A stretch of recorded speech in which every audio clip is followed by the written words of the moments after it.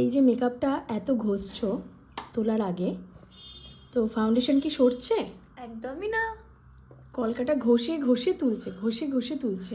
দেখো as it is makeup আছে, একটু দেখিয়ে দাও তো তোমার। একদম মেকআপ। তো এই মেকআপ নিয়ে তুমি বাড়ি যাবে এখন? অবশ্যই। হ্যাঁ, আমার তো খুব একদম ভালো বসে লেগেছে। গেছে স্কিনে, সত্যিই বসে গেছে, আর ওকে ভালোও লাগছে। পুরো দেখিয়ে দাও তো উঠেই কাছ গেল। থেকে একদম। ফাউন্ডেশন উঠেছে কি? না। একদম ঠিকঠাক না? তাহলে এটা কি প্রুফ মেকআপ?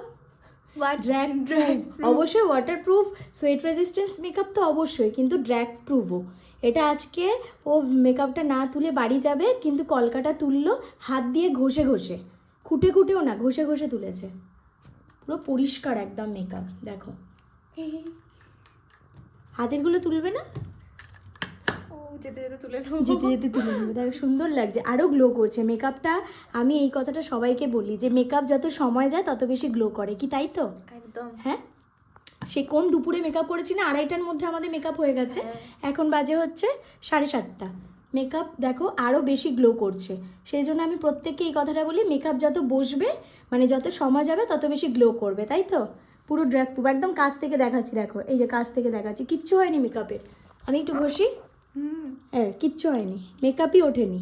আমার হাতে কিন্তু ফেব্রিক রয়েছে, কিচ্ছু হয়নি। আচ্ছা মুখটাই দেখিয়ে দিই, কিচ্ছু হয়নি মেকআপের। ওইভাবে বাড়ি যেতে পারবে। চলো, ভালো লেগেছে তো আজকে? একদম। ওকে, আবার কাজ হবে। হ্যাঁ। টাটা।